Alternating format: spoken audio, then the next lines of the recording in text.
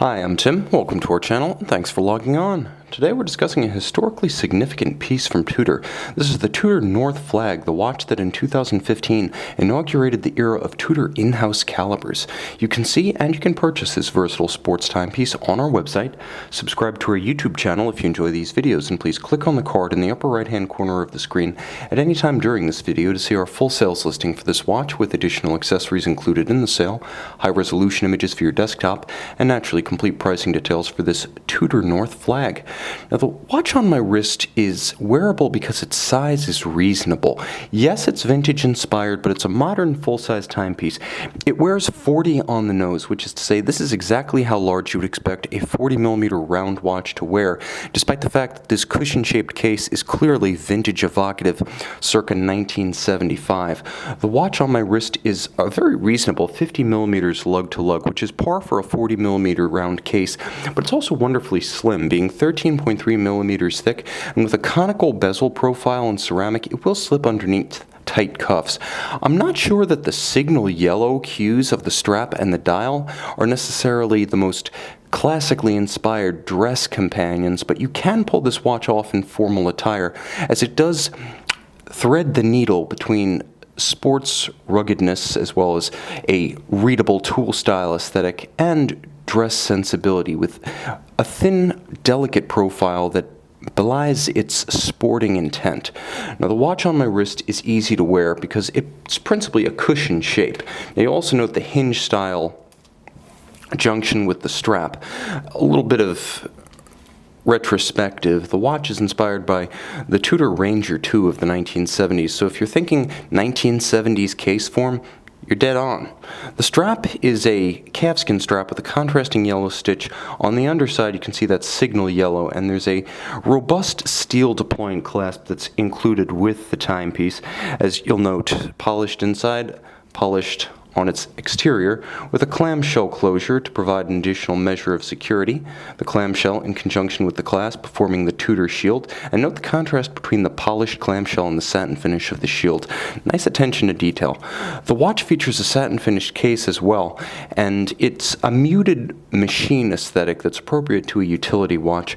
There are no polished bevels, no highlights to create glare or reflection.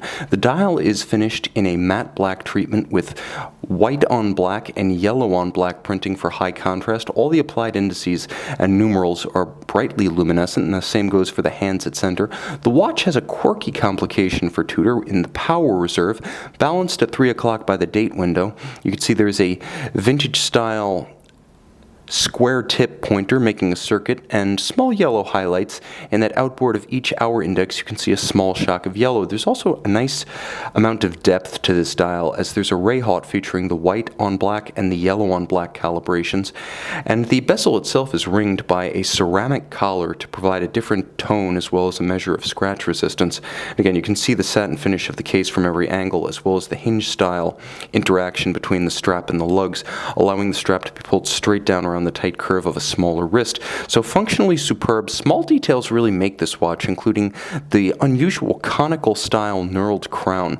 Now turn the watch over and you can see still more exceptions to the rule. Rolex and Tudor generally don't do display casebacks, and yet here it is, in recognition of the historical milestone set by this first Tudor in-house caliber MT5621. You can see the movement.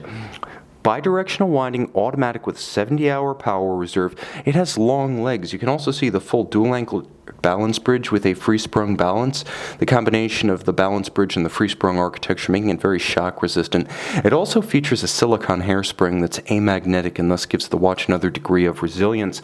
Now, the screwed-in caseback and screw-down crown bless the watch with 100 meters of water resistance, and it is an accurate timepiece as it is a COSC certified Swiss chronometer.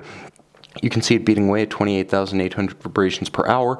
On the dial side, you have the date, and you can see how when you pull the crown out, you do hack the seconds hand, stopping the seconds, allowing synchronization to a reference time. If you were to take it into its intermediate position, you can access the quick set for the date and putting it back into the flush position. You can see the power reserve scale at 9 o'clock energized as I wind the watch. This is a watch that has a lot to offer. Sporty in a way that the retro-inflected Black Bay and Heritage Chrono are not. This is Tudor's vintage deference timepiece in the contemporary catalog. So this is not considered to be part of the heritage line. There is deference to that Ranger 2, but not slavishly so. The watch is modern, and it stands, I'm not going to say on its own four lugs, which I often say for watches that are more modern than vintage. This watch doesn't really have four lugs. Rather, it has two case flanks, and I think I'm going to stick with that. A watch that stands on its two case flanks and has its own strong identity. As the first timepiece to house a Tudor in-house movement, it also owns a flag that flies forever. See it and own it on our website.